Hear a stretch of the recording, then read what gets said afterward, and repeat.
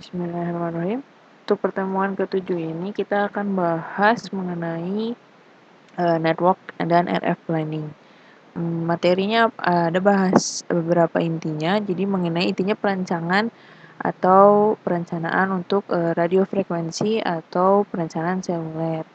Step-step apa aja sih yang dibahas dalam perencanaan ini? Yaitu kebutuhan sistem, kemudian mendefine radio planning yang dibutuhkan, kemudian ada step-step initial network planningnya, kemudian ada nanti bagian survei, kemudian ada individual site design, jadi mendesain bagaimana site itu secara satu persatu, kemudian ada bagian implementasi, ada juga launch of service, dan kemudian ongoing test. Nah, definisinya sendiri untuk network dan area planning sendiri merupakan perencanaan di mana berdasarkan kebutuhan network sehingga site yang dibutuhkan misalnya berapa banyak yang harus kita provide untuk bisa mengcover customer secara optimal. Itu kira-kira definisinya. Atau kasarnya berapa banyak sih site yang harus kita buat di suatu area atau di suatu tempat agar secara coverage maupun secara kapasitas si user itu bisa tercover secara optimal. Intinya seperti itu ya. Nah, ini ada sedikit pengantar untuk materi kali ini. Jadi untuk perencanaan jaringan seluler sendiri yang baik atau memenuhi kriteria yang perlu diperhatikan beberapa hal, yaitu kebutuhan coverage. Nah, kebutuhan coverage ini bisa diketahui dan bisa diprediksi. Biasanya ini dilakukan menggunakan alat simulasi atau kalau memang beberapa site di sekitarnya sudah ada, itu juga bisa disimulasikan. Jadi kita bisa tahu mana coverage yang masih kosong atau belum optimal. Nah, biasanya coverage yang masih kosong itu bisa ditambahkan site mana yang bisa ditambahkan di titik itu, kira-kira gitu. Kemudian ada level interferensi, quad channel atau adjacent. Nah, ini juga harus diperhatikan dan bisa diprediksi untuk mengetahui quality of service-nya apakah bagus atau tidak. Jadi antara satu site dan satu site lainnya itu perlu kita ketahui channel yang dipakainya.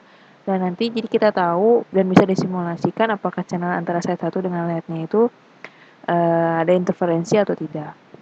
Kemudian ada minimum antena adjusting.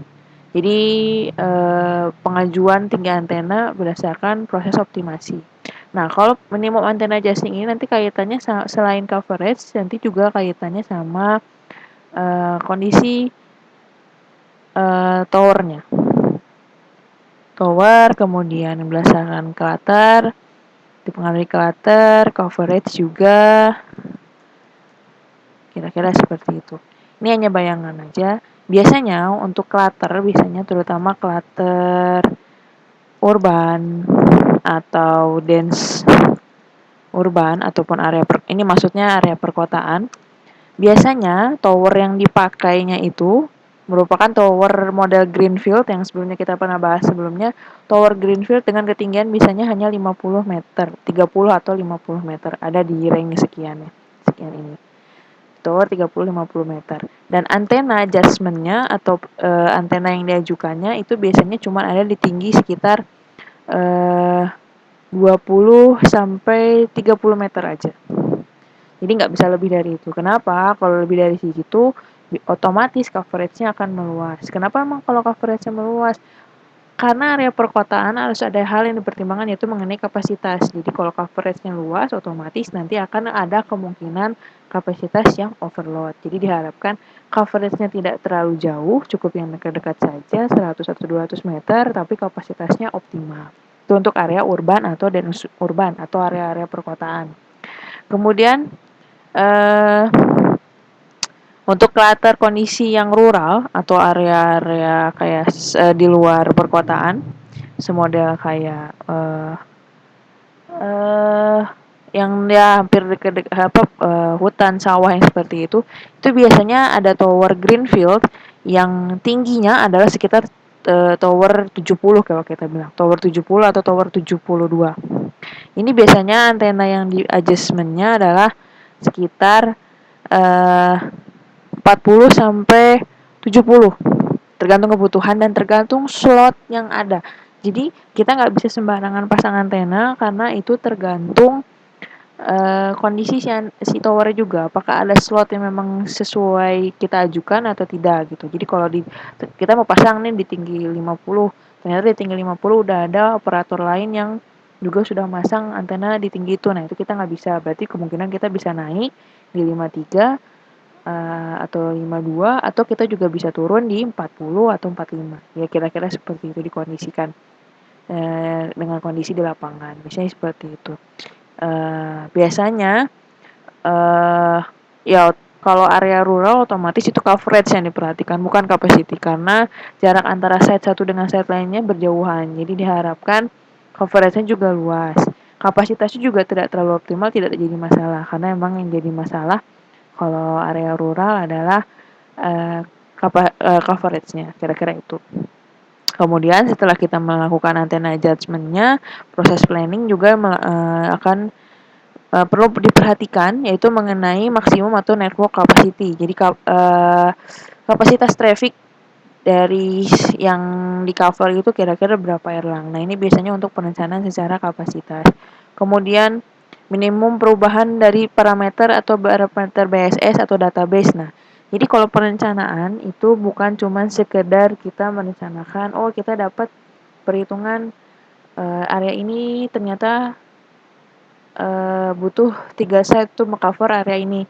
Bukan hanya seperti itu, kita juga perlu namanya BSS parameter. BSS parameter ini termasuk kayak perencanaan sel ID, kemudian ada perencanaan sel ID, ID-ID lainnya, kemudian ada code-nya, ada frekuensinya, ada kalau di 3G itu ada rack-nya, ada LAC-nya, nah seperti itulah. Itu termasuk parameter BSS parameter. Nanti saya share seperti apa data-datanya. Kemudian perubahan yang jadi saat site itu ditaruh di suatu jaringan atau di suatu network di area itu tidak merubah sistem secara keseluruhan.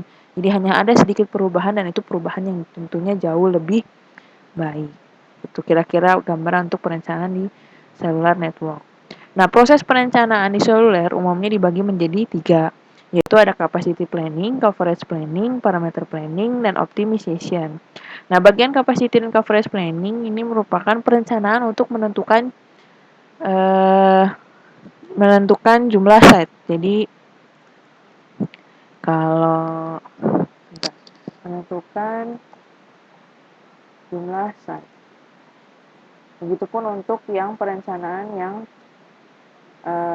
coverage planning. Bedanya apa? Kalau capacity planning ini penentuan jumlah site-nya ditentukan berdasarkan capacity atau keperluan user. Jadi usernya penggunaannya berapa giga kalau data, kemudian beberapa kali nelpon, nah itu berdasarkan kondisi data itu. Sedangkan untuk coverage planning, penentuan jumlah site-nya dilakukan berdasarkan kondisi coverage. Jadi kalau ada coverage di sekitarnya yang sudah mengcover, kemudian ada satu titik di mana tidak ada yang mengcover dari site-site sekitarnya, kemungkinan di titik itu akan bisa dibangun atau dipasang site baru, kira-kira. Sedangkan parameter planning adalah parameter yang disusun atau yang ditentukan setelah kita menentukan jumlah site. Jadi setelah jumlah site itu ditentukan, saya dapat nih 3 site. Nah, setiap site-nya itu perlu di-set atau di-setting parameternya sesuai rule di mana site itu berada. Misalkan untuk 3G site ini ditaruh di RNC, misalnya RNC Bandung 1. Nah, RNC Bandung 1 itu punya kodenya, punya rack-nya, punya LAC, punya mungkin nyuranya, kemudian dia punya pengaturan sel ID, nah seperti itu. Jadi setting-setting parameter ini baru bisa dilakukan setelah kita menentukan jumlah site dan lokasi site-nya. Nah, itu termasuk dalam parameter planning. Lokasi site-nya, arah antenanya mau kemana, antena apa yang dipakai, nah itu kira-kira masuk ke parameter planning site. Baru setelah kita punya perencanaan, jadi mau dipasang nih di titik A, site A itu dengan perencanaan seperti sedemikian rupa, itu baru kita lakukan optimization. Jadi berdasarkan hasil perencanaan tadi, apakah hasilnya optimal atau tidak. Kalau ternyata tidak, biasanya akan dilakukan optimisasi. Optimisasi ini hanya dilakukan dari sisi parameter dan fisik. Parameter ini lebih ke perubahan parameter, jadi yang berupa masih bisa berubah di sistem, dan juga fisik ini lebih ke antena. Jadi arah antenanya mau dirubah atau tidak, tapi tidak akan mengubah jumlah site yang awalnya tidak direncanakan. Biasanya tim planning udah bikin misalnya jumlah site-nya 5, ya tetap saja nanti dipasangnya tetap 5. Cuman pengaturan parameter yang disetting oleh tim planning itu biasanya akan dirubah oleh tim optim, biasanya gitu. Nah, tools-tools apa aja yang bisa dipakai untuk perencanaan ini? Sebenarnya banyak, tapi yang biasa dipakai oleh saya sendiri itu adalah Atoll. Ini di-develop oleh Huawei, tapi dia free license, walaupun ada yang masih pakai license gitu, tapi yang ini masih bisa di-crack. Kemudian ada Unet, nah ini udah berlicense, jadi harus minta sama Huawei-nya sendiri. Kemudian ada Momentum Planet, ini hanya bisa diakses kalau kita ke Telkomsel.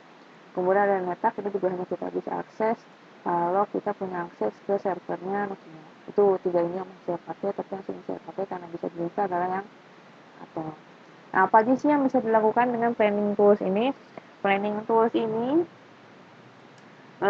bisa intinya sih bisa membuat kalkulasi coverage di suatu area gitu. Gambarannya seperti itu. Eh, apa yang coverage yang dibutuhkan kira-kira seperti itu. Nanti di dalam toolsnya ada beberapa parameter yang mungkin dibutuhkan seperti base stationnya, antenanya tinggi berapa, arah azimut, kemudian propagation model, dan sistem parameter lainnya yang dibutuhkan. Kemudian itu gambarannya. Nah, untuk propagation seluler ini hanya ini ya, ini intermezzo. Propagation seluler di Indonesia khususnya itu sebenarnya ada di range 900 sampai 2100, bahkan ada sampai yang 2600, di mana masing-masingnya terbagi menjadi beberapa sistem yang berbeda. Jadi kalau 900 sama 1800 itu teknologinya udah bisa 2G, atau ya 2G ada di 900 sama 1800, kemudian 3G itu di 2100, di 900 juga ada, kemudian LTE sendiri ada di 1800 sementara. Walaupun emang ada perencanaan untuk dipasang 2100, tapi itu belum optimal karena masih lebih optimal dipasang di 1800 untuk LTE. Nah, untuk perencanaan propagation model yang dipakai ini perlu diperhatikan karena untuk perencanaan cellular planning terutama di beberapa toolsnya ada beberapa pilihan propagation model yang bisa dipilih. Pertama ada Okumura, ada Hatta, yang ketiga ada COS 207, yang keempat ada COS 231. Nah, biasanya pemodelan Okumura dan pemodelan Hatta itu biasanya digabungkan karena dua-duanya punya pemodelan yang satu tipe, yaitu untuk dipakai pemodelannya itu dipropagasi di area urban atau area perkotaan. Area perkotaan, jadi dia lebih dipakai di area itu. Kemudian ada COS 231. Nah, COS 231 ini biasanya dipakai untuk propagation model indoor. Jadi kalau kita punya perencanaan indoor, itu di toolsnya biasanya kita setting propagation modelnya adalah COS 231. Seperti apa ini propagationnya atau path loss-nya teman-teman bisa cari sendiri. Atau ini ada di mata kuliah Siskom Nirkabel harusnya. Jadi nanti teman-teman bisa bahas atau review lagi mata kuliah itu. Nah, untuk perencanaan jaringan akses seluler secara umum ini adalah step-stepnya. Jadi apa aja sih yang jadi perhatiannya? Ini teman-teman bisa baca di sini berdasarkan diagram bloknya. Jadi dengan kondisi yang seperti ini, jadi ada rencana bisnis, jumlah subscriber atau jumlah user, kemudian traffic per usernya yang dihasilkannya berapa, QoS-nya berapa, kemudian spektrum yang tersedia, penggunaan frekuensinya, kemudian coverage yang dihasilkan si site itu seperti apa, parameternya seperti apa, survei itu maksudnya lokasi site-nya juga seperti apa. Nah, dari kondisi parameter yang ini itu akan ditentukan perencanaan kapasitas. Jadi di perencanaan kapasitas ini akan menghasilkan memverifikasi rencana berapa site yang kira-kira bisa kita rencanakan. Ini baru gambaran, bukan secara perhitungan. Jadi bisa kita rencanakan untuk area tersebut biasanya. Yang kemudian biasanya Seharusnya ini masuk ke tim planning, yaitu dilakukan seperti apa ya, jadi kayak dicek dulu dengan metode coverage planning apakah memang bisa dilakukan, dioptimalkan, bisa dipasang di site itu atau tidak, di area itu atau tidak. Tapi biasanya beberapa tim ada yang setelah melakukan verifikasi perencanaan kapasitas ini langsung dilakukan implementasi. Jadi kapasitas ini maksudnya kapasitas planning. Setelah dapat jumlah site-nya, biasanya diverifikasi secara bisnisnya atau diobrolin sama orang sales-nya, kemudian diimplementasikan langsung di lapangan. Baru dimonitor dan dikontrol oleh tim optim agar lebih optimal. Begitu rule-nya. Kadang ada juga beberapa area yang dia butuh perencanaan kapasitas juga butuh perencanaan coverage. Jadi dua hal ini saling keterkaitan misalnya. Nanti setelah dilakukan coverage planning tentunya akan balik lagi ke sini. Apakah coverage ini akan optimal untuk mengcover kapasitas di area tersebut atau tidak? Gitu. Nanti verifikasi lagi atau biasanya ini kaitannya sama orang sales. Jadi kalau kapasitas planning sama coverage planning ini urusannya engineering biasanya. Jadi kita yang orang engineer kita punya plan dapat sekian site nih dengan perhitungan yang kita dapat dengan mempertimbangkan hal-hal ini. Nanti biasanya eh, ada tim sales yang akan menimbang apakah jumlah site itu cocok dengan budget yang ada, apakah jumlah site itu optimal untuk menambah kenaikan keuntungan si operator atau tidak. Itu kaitannya biasanya sama orang sales biasanya. Jadi di sini ada verifikasi rencana bisnis. Baru setelah nanti ada ACC dari keduanya baik engineering maupun sales biasanya baru bisa diimplementasikan. Itu gambaran bagaimana site itu direncanakan dalam sistem bisnisnya. Nah, ini tahapan-tahapan perencanaannya, yaitu pertama menentukan kebutuhan sistem, kemudian mendeskripsikan perencanaan yang akan dibuat, melakukan perencanaan tahap awal jaringan radio, ini survei lapangan. Jadi setelah dilakukan tadi, jadi perhitungan coverage dan capacity itu ada di bagian ini. Melakukan perencanaan tahap awal jaringan radio, ini ada di bagian sini. Nanti setelah dapat jumlah site-nya biasanya kita dan titik-titiknya biasanya kita harus survei dulu apakah di titik itu memang memungkinkan untuk dipasang set atau tidak, atau mungkin barangkali sudah ada tower yang ada jadi kita hanya bisa memanfaatkan tower yang ada di dekat situ. Jadi memang perlu survei lapangan untuk melihat kondisinya seperti apa. Kemudian merancang penempatan node. Nah, ini maksudnya perencanaan penempatan site-nya. Jadi apakah setelah survei tadi dilihat lokasinya apakah memungkinkan untuk dipasang, jika memungkinkan bisa langsung dipasang. Itu terkait dengan apakah mau pakai tower greenfield kalau memang tidak ada tower di situ, atau kalau memang di situ ada tower kita mau langsung bilang ke tower providernya kita mau pasang di tinggi berapa, atau kalau di situ ada gedung tinggi itu bisa dipakai dipasang pole di rooftopnya, atau kalau tidak ada area sama sekali mungkin bisa jadi hanya dipasang monopol seperti yang teman-teman pernah lihat sebelumnya. Nanti setelah ada merancang penempatan node di tiap-tiap titik, baru nanti bisa diimplementasikan jaringannya. Setelah selesai diimplementasikan, baru bisa diaktifkan. Nah, setelah diaktifkan tidak langsung nyala biasanya. Biasanya ada tahapan optimalisasi. Nah, ini dilakukan oleh tim optim. Jadi supaya lebih optimal kira-kira seperti apa. Kemudian untuk parameter perencanaan di sini ada beberapa hal yang perlu diperhatikan, parameter perencanaan yang perlu diperhatikan, yaitu ada coverage of service. Jadi ini definisinya teman-teman nanti bisa pahami sendiri. Tapi intinya yang perlu diperhatikan kalau dari sisi perencanaan adalah ini coverage of service. Kemudian ada QoS. Ini biasanya nanti kalau coverage of service kita dapat dari hasil simulasi. Toolsnya kalau QoS nanti dari kita ngambil dari parameter sistem, nanti kita bisa ambil. Kemudian satu lagi adalah kapasitas. Nah, kalau cost ini urusannya sales, kita nggak ngurusin. Frekuensi use ini perlu kita urusin, tapi ini masih bisa di nomor 2 kan. Kemudian performance ini kerjaannya timnya optim. Kemudian equipment deployment ini juga kebutuhan tim material atau tim survei. Kalau tim planning sendiri urusannya hanya 3 ini biasanya. Jadi ini urusannya tim planning, cost ini adalah urusannya tim sales, ini juga urusannya tim planning tapi masih bisa di nomor 2 kan. Saya kasih tanda bold untuk yang urusannya tim planning. Kemudian equipment deployment ini urusannya tim survei atau tim material biasanya.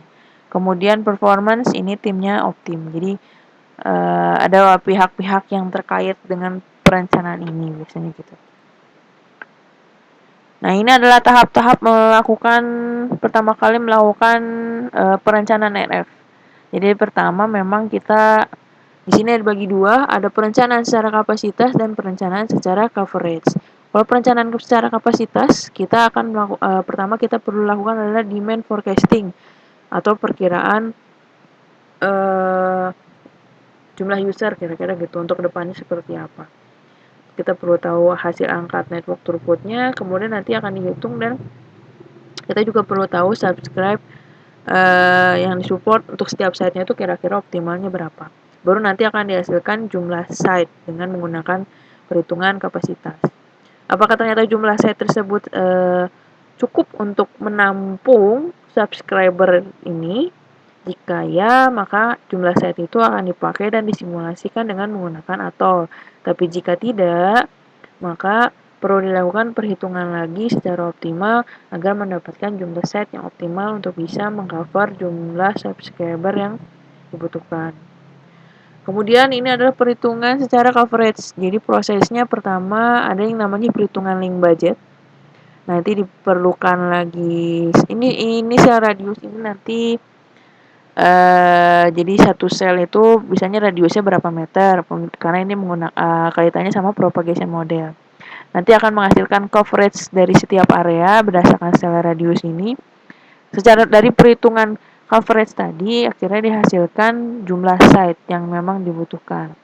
Kalau memang jumlah site itu bisa mengcover dan menutupi coverage yang buruk, itu berarti jumlah site itu ditentukan dan bisa disimulasikan apakah memang meyakinkan untuk dipasang site di area tersebut. Ternyata tapi jika jumlah site itu tidak memungkinkan atau masih tidak optimal, biasanya akan dikembalikan ke perhitungan link budget tadi.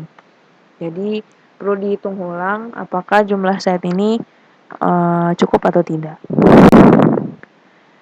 Kemudian untuk perencanaan tadi saya bahas juga perencanaan, ada bagian perencanaan coverage planning dan kapasitas planning. Nah, ini definisinya.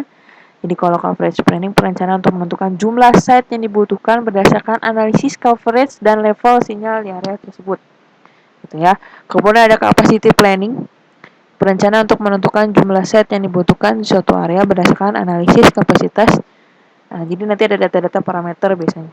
Jadi data-data user parameter di area tersebut agar bisa di cover kira-kira bagaimana. Nah, ini perhitungan mengenai kapasitas planning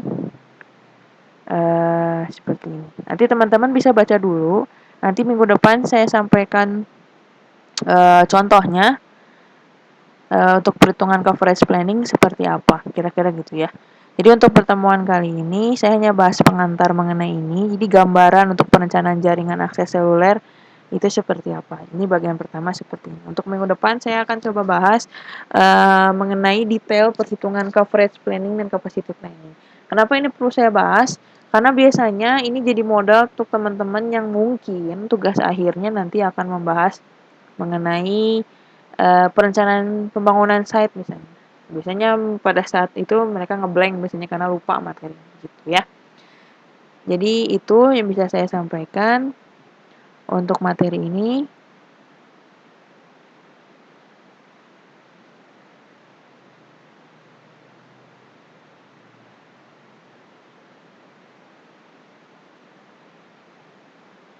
Kemudian nanti akan saya sampaikan juga di video terpisah bagaimana parameter apa saja sebenarnya yang disampaikan dan dibahas dan juga bagaimana sih bentuk penggunaan atol dan lain kira-kira gitu ya. Terima kasih atas perhatian teman-teman. Assalamualaikum warahmatullahi wabarakatuh.